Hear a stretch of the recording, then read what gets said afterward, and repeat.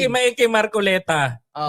Marcoleta. Si Marcoleta, tumanggap siya ng 75 million pesos. Siya, Galing kay Mike Defensor. Defensor. At sa dalawa pa, si Baluyot. O ang tanong ko dito, is Marcoleta is a senator ba during that time? Congress. He was a congressman. Congressman. Supposed to be bawal. Nakalagay na nga yan dito di ba? Anong batas? Yung sa Republic Act 6713. 67, 30. Akin na nga, direct papakita ko, papasampal ko sa mga. Alam namin nyo, ha? Alam namin nyo, mga DPS, Kaya may batas, Bakit to, mga bobo?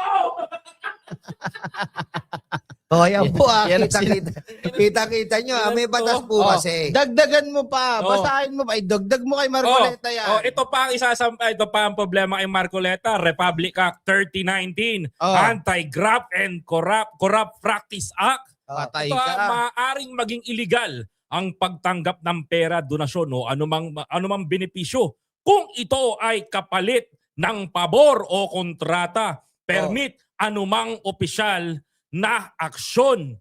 Dito pumapasok ang bribery at iba pang corrupt practices. Yan nga po kasi. Pasok natin. Bago ipakita pa ulit. Papasampal ulit natin.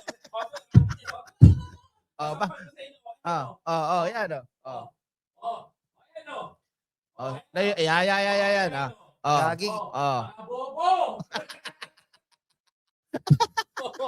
Alam nyo, ayan po pinakita po ng Mikoy ang kasi nga po, ginawa po yung plunder law para po hindi po magkaroon po ng anumang utang na loob sa mga politiko. Dahil kapag nagkaroon po tayo ng utang na loob sa mga politiko, hindi niya po magagampanan ng tama ang kanyang trabaho. See what happened? Tingnan mo si Mike Defensor. Kung umasta, mas magaling pa sa senador. Tama. Kung magdikta. Blue ribbon. Blue ribbon. Magkakaroon siya yung blue ribbon. Kasi bakit? Naglabas ng pera kay Marcoleta. Ngayon, may karapatan siya magdikta kasi mayroong utang na loob. Bakit ka mo? Paano mo nasabi? Ito na lang mga ka-eksena. Yung 18 kargador. Talagang push na push ni Marcoleta. Nakita niyo, di ba? Sino nasa likod ng 18 kargador? Sino? Mike Defensor. Di huli nyo na, di ba? Yan sinasabi ko sa inyo. Yan ang Ako rin kasi, mahirap ipamulat to sa tao Pero ako naniniwala ako na sana na maunawaan ito ng ibang kapatid. Ewan ko ba, yung iba talaga sarado isip bukod sa mga talaga lalo na literal sa mga DDS Ito, idadagdag ko na din na Koy at Nyolo. Isa pa sa kanilang argumento, ito daw ay hindi public funds. Kaya bakit daw naging plunder? Kasi hindi naman daw ito pondo ng gobyerno para masabing ganun. Pero napakalinaw po sa batas na kapag lumampas ka higit pa ng 50 million pataas, ang tawag? Plunder. Plunder. Alam nyo po. Kasi nagiging plunder yan kasi hindi mo binuwisan and you are a public official. Tinanggap mo yan, congressman ka. Doon pa lang talaga. Nanalo kang senador. Hindi, gusto kong sagutin yung sinatanong ni Direk Freddy. Mga kababayan, mga karayuma. Opo, wala na po tayo sa argumentong donasyon, ganyan-ganyan. Ang problema po dito, meron na po itong kahalimbawa at kahalintulad. Matatandaan po natin, nung panahon po ni Erap Estrada, ang kanya pong nakasuhan siya ng plunder, galing po yun sa wedding. Di ba? Galing po sa wedding payola po yun. Hindi naman po si Erap Estrada ang nagpapabuking ng wedding. Dinadalan po siya ng pera galing sa wedding. Yun din po ay donasyon. Kung maituturing, yun din po ay tongpats. Anything po na nanggaling po at sumobra po sa kapasidad o bandwidth ng 50 million, plunder po yan. Paano? Ayun na po ang hinahalimbawa at isinasahin tulad na po kay Erap Estrada. Given na po yun. Di ba si Mike Defensor nagbigay? Sabi nila hindi daw public funds. Tapos sabi mo wetting. No. Paano kaya kung galing sa Puday? Yun yung club ni yung club ni Defensor. Defensor? Malay mo dong galing yun. sa Kalaswaan. Di ba? Saan ba? Sa Rimburao o sa Class 1? Ewan ko, basta yung ni-raid ni NBI Director Sa Matibag. class 1, sa, syempre, sa Parañaque. maraming babae doon. Hindi, sa Pasig. Pasig. Pasig Chicago. po. Chicago. Oo. Oh. 'Di ba? Mabalik tayo kay Kita mo, Marcoleta. naalala mo tuloy puputak kayo dyan, ha? Oh, hindi mabalik tayo dito kay Marcoleta. Diyan sa sinasabi nga nila na ang panangga ni Marcoleta ay dahil siya daw ang number 1 taga-usig at tawag dito ng para sa korupsyon. Ayan, siya daw. Ito, may papasok ako dyan. Sige. Number 1, tututulan ko yung salitang sugo. Sugo? Sugo. Si Marcoleta daw, sabi, according dun sa isang tagapagsalita, I don't know sino man yun. Oh. Si kapatid na Marcoleta ang sinugo ng Diyos. Baka pugo. Ng Diyos para kalabanin yung ang corruption sa Pilipinas. First of all, hindi ko gusto ma-offend yung iba. Pero for me, the right word ng sugo, hindi naman para kay Marcoleta. Correct. Ako gagamitin ko ang karapatan ng salitang sinugo ng Diyos kay kapatid na Felix Manalo. Hindi sugo si Marcoleta. Unang-una, walang karapatan si Marcoleta na gamitin ang salitang sugo. Ang sugo, ang sinugo ng Diyos sa mga huling araw, ang kapatid na Felix Manalo. Ang nagpatuloy at nagtatag ng iglesia sa Pilipinas. Pero kung gagamitin niya yung salitang sugo para kay Marcoleta, ay napakababaw nun. Walang karapatan si Marcoleta ang gamitin yon. Correct. Number 1, si Marcoleta ba ay nilalabanan niya ang korupsyon? Sabi nila. Nilalabanan nila ang korupsyon? Paano niya nilalabanan yung korupsyon? Isa pa. Tanungin ko po yung mga kapatid. Huwag po kayo ma-open sa akin, ha? Paano nilabanan ni Marcoleta? Tinawagan ka na ngayon. Report ka na sa Central. Sa asawa ko, nandito ako, nakalive ako, hoy. Sige, tuloy natin. So, Kala ko tumawag na yung mga taga-Central sa'yo eh. pag-usapan Walang na karapatan tuloy si natin. Marcoleta. Mas Marcoleta gamit ng sugo. Number 1, nilalabanan ba ni Marcoleta ang korupsyon? Yung asawa niya nga, protector ng korap. Diba? Second, ano pa? Nilalabanan ba ni Marcoleta? Si Marcoleta nga ay flanderer. Nako po. Kurap na yun. Hindi pagbabayad ng tamang buwis. Kasalanan sa batas yun. Diba? Ngayon, second, pinoprotektahan niya 18 Marines. 18 Marites o 18 Cargador. Cargador. Na kahit wala namang basis yung sinasabi. Diba? Iniimbestigahan niya ba talaga yung flood control o gusto niya lang talagang ilubog si Martin Romualdez? Correct. Diba? Yun lang yun. Yun lang yun. Alam mo, gantihan na nangyayari. Diba? Ginagamit ni Sara Duterte, ako may own opinion ha. Ginagamit ni Sara Duterte si Marcoleta para gumanti kay Martin Romualdez. Diba? At nagagamit naman ni Marcoleta yung kapatiran.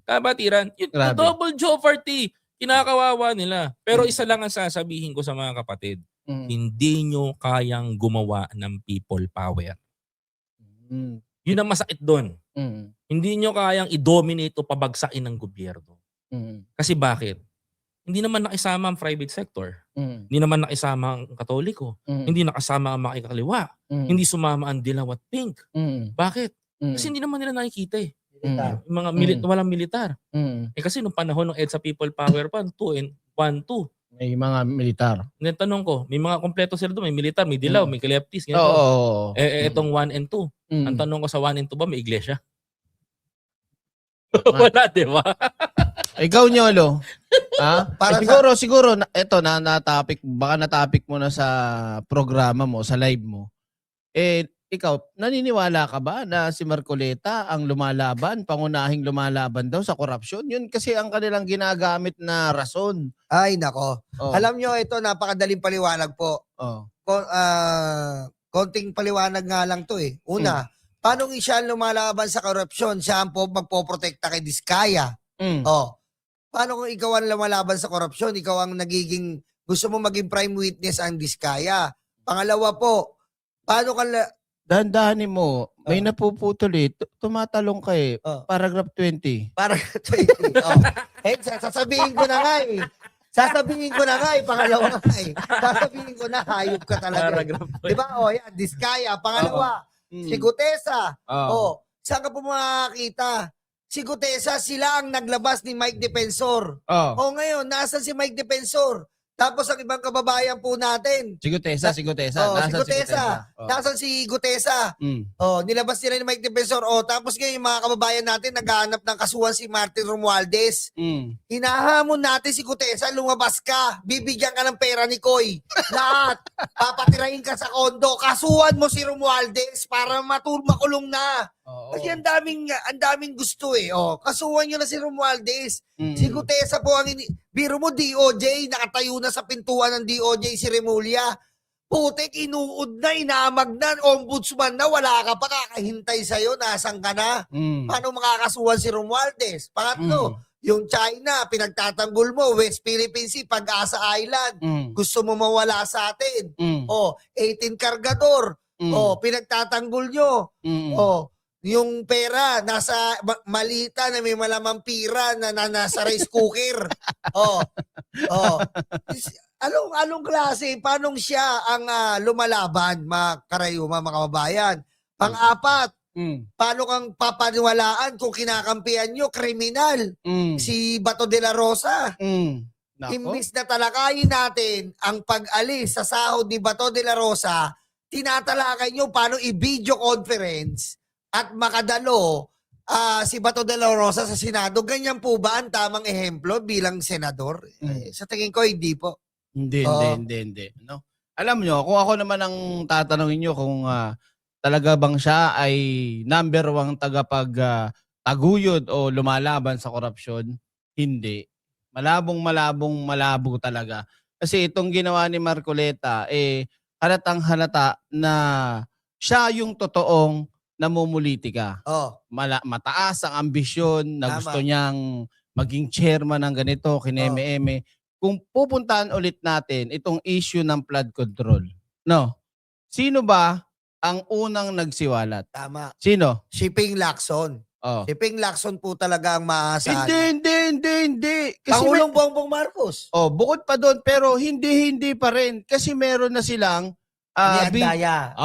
di ba? Yan. Alam ko yung Pero, pinupunto mo. anong ginawa mo, Marcoleta? Yes, yun Diba? nga. Magandang punto yan. Nasaan ka na ngayon? Ang tagal na nun pero nanahimik ka Yes. ng mahabang panahon. Yes. Bakit kaya? Tapos ngayon isusulong mo na lumalaban ka sa korupsyon. Bakit? Dahil meron kang pinupuntiryang politiko o mga, ang tawag dito, mga kalaban. Kaya hindi talaga ikaw pang sariling interes at syempre para sa mga Duterte ang nakikita ko. Oh, eto po so sigundaan ko lang po ang sinabi ni Direk Freddy. Mga kababayan, meron kayong internet, napakabilis ng impormasyon. Correct. I-search nyo Marcoleta Andaya Press Conference. Oo. 2019 po yun. Mm. Eto pong issue na to ay tungkol po ito sa flood control. Correct. So wag nyo po sabihin na ang Pangulo ang sangkot sa flood control. Matagal na pong may flood control. Namatay na po yung Andaya na nag-expose sa flood control. Involved po si DBM joke no ni Duterte dito po sa flood control. Nako. Nasa ng investigasyon. Marcoleta, kung talagang para sa flood control ka. Oo nga. Biro mo, pare ha. Dalawa sila dyan, di ba? 2019 pa. 2019 pa, nandyan na ang mga video. I-search nyo, hindi po kami nagsisinungaling. Tapos palalabasin nyo na ang Pangulo ang sangkot mismo sa flood control. Siya po ang nag-expose dahil hindi na makayanan ng Pangulo ang nangyayaring kickback, garapalan sa flood control, Koy. Alam mo, nung sinabi ni Presidente Bongbong Marcos, mahiya namang kayo Yun. sa SONA, it means punong-puno na si Presidente. Gigil, galit, ayaw niya ng ganon. Because hindi naman gusto ni President Bongbong Marcos na ganyan eh. Wala naman magagawa si Presidente Marcos kung hahayaan niya lang to. Ibig sabihin, tinolerate niya. Bitaw ng bitaw si Sara Duterte. May flood control corruption. Ini-expose kunwari ni Sara. Pero, putya, imaginein mo, panahon pa ng tatay niya, talamak na ang pagnanakaw sa flood control. Pasingit isa, Koy. Isipin mo ba, kung ikaw ang involved sa isang malawakang korupsyon, sasabihin mo ba, ikaw ba magsisiwalat? Kasi madadamay ka eh. Yes. Diba? Tinan mo si Digong. Ano ginawa? May pag-iimbestiga ba siya? Siniwalat niya ba? Sinabi niya lang na may korupsyon. Pero, may ginawa ba si Digong? Tama. Si Pangulong Bongbong Marcos, Oh. Hindi, siniwalat, gumawa ng aksyon. nung panahon ni Pangulong panahon ni Duterte, Oh. yang si Andaya, kung hindi nyo po itatanong, pinapatay nila Oh. Nako. para manahimik Yan. sa flood control. Mm. Sino ba mastermind sa flood control? Oh. Pasok tayo dito. Oh. Sino ba nung panahon ni Duterte? Andyan na si Saldico. Oh. Nako. Mm. 'Di ba? Oo. Ilang speaker ang dinaanan ni Saldico? Mm. From Velasco, Velasco. Cayetano, Cayetano. sino pa isa? Si Alvarez? Alvarez. Alvarez. Mm. Ilang speaker ang pinagdaanan niya? Yes. Ilang pera ang dumaan dyan? Yes. Kahit Diba? balibaligta rin nila ang mundo, itong si Saldico ay talagang unang kaalyado o talagang solid na kaalyado ng mga Duterte. Pero ito, pinatanong ko sa'yo, pagtanggol mo si Martin dito. Oy. Tito Marty. Oh. Dito Tito ba? Martin, oh. Uncle Martin! Ito, pag-usapan natin to ha. Kasi pinag-iinitan ng mga kapatid to eh. Oh. Di ba? Sa panahon ni Martin Romualdez, may talamak na korupsyon si Saldico. Oh. Paano hindi malalaman? Ito, para pagtanggol mo na, pre. Oh. Para magkaalaman tayo. Kasi ito pinuputok ng butsi ng mga kapatid eh. Oh. Peace and accountability, transparency sa gobyerno. Oh. Diba? Paano to? Panahon ni Martin Romualdez, yung issue ng flood control na may bilyon-bilyon piso Oh. na allegedly, pasalamat ka, use allegedly. Sige, sabihin mo na! Sabihin mo! Allegedly. Uncle Martin! Basic. Allegedly na ito si Martin at si Saldico magkasangkot sa pera. Oh. Mm. Yun? Paano matuturo si Saldico lang kasama dito? Oh, ayun nga yung sinasabi ko mga kababayan. Ito nga. Oh. Kung sa panahon ni Cayetano, ni Alvarez at ni Velasco, talamak ang pera kay Saldi. Oh. Ngayon, ang budget of operation niya si Saldico. Oh. Paano nakalusot to na hindi alam ni Martin? Kaya nga, sinasabi ko mga kababayan, mula kay Gutesa, Bago mo sagutin yan, ayusin mo, masusunog ka dyan. mula kay Gutesa, hanggang kay Saldico, kasuhan nyo na si Uncle Martin. Yun nga yung sinasabi ko. Kasi nga, hindi tayo uusad mga kababayan sa mga social media. Hindi tayo uusad. Kung puro lang po tayo social media, may mga koto, may malita, may mapira, hindi po tayo uusad. Kailangan po, kaso po tayo dito. Tama. Kasuhan ni Saldico, magpakita ka. Nakikiusap ako sa'yo, papatirahin ka rin ni Koy. Papatirahin ka ni Koy kasama si Gutesa. Lumabas ka, kasuhan mo si Uncle Martin. Oo nga. Kasi po mga kababayan, hindi pwedeng si Romualdez, si Uncle. Wala po tayong kaso. Hindi po pwedeng, hoy, makulong ka. Hindi mo pwedeng ganun. Uncle Martin, makulong ka na. Kasuhan natin. Ito Diba? nga. Tatanong ko, paano nakakuha si budget of appropriation noon kung walang alam si Martin? Budget operation na. Budget of appropriation, si Saldico. Ang alam ko, hindi naman kasi nangingialam. Kumbaga, sila yun. At may kasamang Oo. mga senador, congressman. Oo. Sila yun. Sa Baicam, wala si Hindi- Uncle Martin doon. So, ibig sabihin, pinabayaan ni Martin Romualdez sa publiko na abusuhin ni Saldi yung pera? Hindi, kasi ang nangyari doon, Col, di ba, yung Baicam nga. Oh. Di ba yung Baicam? Walang, Cheese Escudero nga nandun eh. Wala si Uncle Martin doon. Sa mga budget insertions? Wala si Uncle Martin doon. Ngayon, in general, mga kababayan, sa mga gigil po sa mukha ni Martin Romualdez, ay isa lang po ang suggestion. Kasuhan niyo po. Yun na nga, seryoso po kami dito. Kasuhan po natin. Agree Diba? ako dyan. Agree ako dyan. Kasi, Ito, total naman, naumpisa mo yung kaso, ba't tinahamon si Marcoleta? yun. Marcoleta, tinahamon kita, di total naman, ayaw mo sa korupsyon. Ayaw mo sa kasuhan mo na si Martin Romualdez. Kasuhan mo na si Saldico. Kasuhan mo na lahat ng mga magnanakaw sa Kongreso. Kasuhan mo rin yung mga atarantado na mga senador na sangkot sa flood control. Benggahan na tayo? Teka. Sigit ko na to. Koy, sabihin mo kay Marcoleta, yung 18 kargador niya, kasuhan na si Romualdez. Hindi Para yung wala puro nang wala. Medya. Hindi, nakakataka lang. Alam mo, Senator Marcoleta, nagagalit ako sa ginagawa mo kasi Alam mo, hindi sa totoo lang, Oh. Direk, nagagalit sa Mm. ginagawa mo. Ginagamit mo kasi yung kapatiran para sa pansarili mong interes. Kung Mm. talagang peace and accountability hinihingi ng mga kapatid, pati mo kasuhan yung Oh. mga taong sangkot Teka, sa teka lang. issue. Paano kakasuhan ni Marcoleta itong si Romualdez at iba pa na gusto niyang binabanggit niya na may mga involvement sa flood control at kung ano mang corruption? Wala namang ebidensya. Paano yung kaso? Ay, walang ebidensya. Di gamitin mo ang connection mo. Mahuli mo si Saldico. 'Di ba? Yun na yung ganong Diba? kaliwanag kita ninyo mga kababayan ko. Taon na, napakatagal na, panay ang iyak ni Marcoleta, si ganito, sinabi ni ganito. Pero alam naman natin na pagdating sa isang kasuhan o korte, pagdating diyan at hindi tumayo, 'di ba? Yung ebidensya o walang kwenta yung ebidensya, madi-dismiss. Ang target kasi nila, Direk, ganito Oh. There is ang target nila is one time, big time. One time, big time. Bakit sinabi ko one time, big time, Direk? Oh. Directly. Mm. Kasi gusto nila i-character assassinate si President Bongbong Marcos. Same what happened nung sa tatay niya. Mm. Naalala mo yung tatay niya? Mm. Si FEM? Paano sinira ng mga dilawing isip ng mga ordinary Pilipino? Mm. Mosquito news ang tawag. Mm. Ngayon, inuulit nila yung mosquito news gamit ng social media, gamit ng mga fake news peddler, gamit yung mga DRS. Mm. Di ba? Mm. Napansin mo, Direk? Doon ang ginawa nila. Oo. Nung ginamit nila yung mga yung eksena na yun, ano nangyari? Tuloy-tuloy. Mm. Naglabas ng 18 Marines, Gutesa, pinasabog ni Presidente yung flood control. Mm.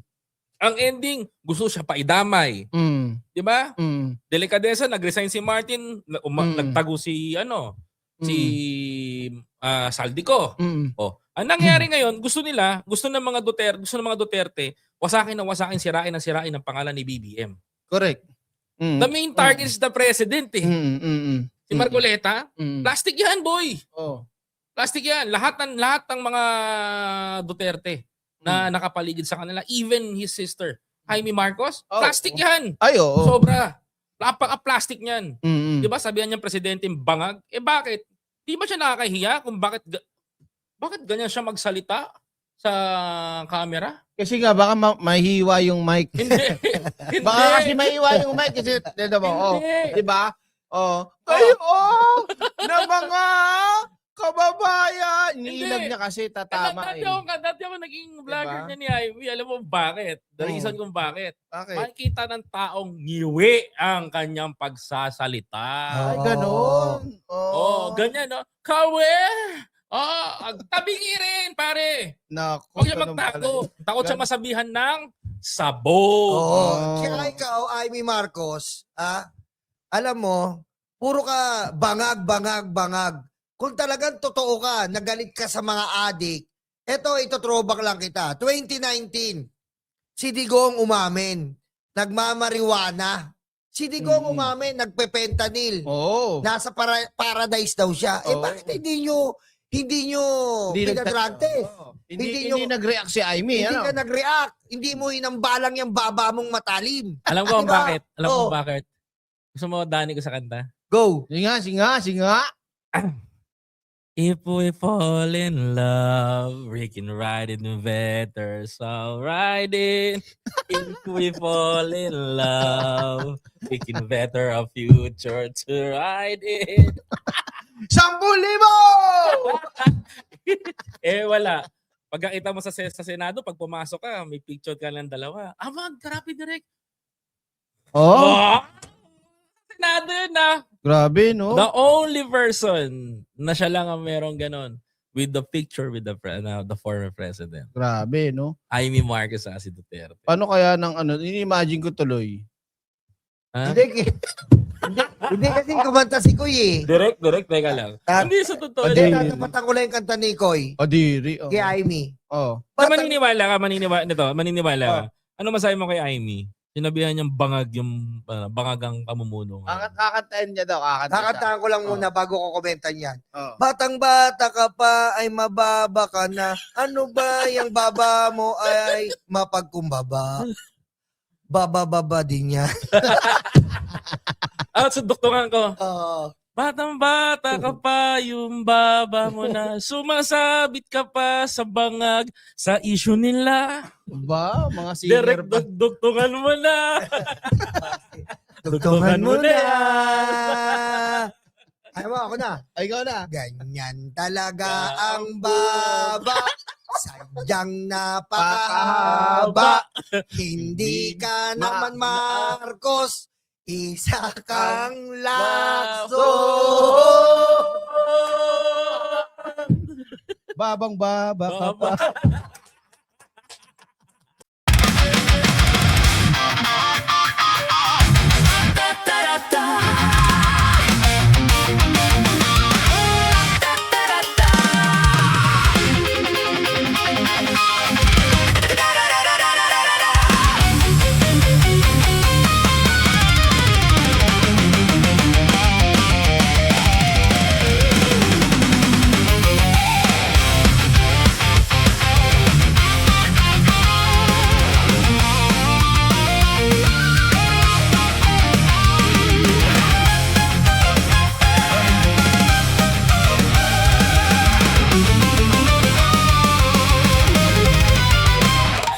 Madilim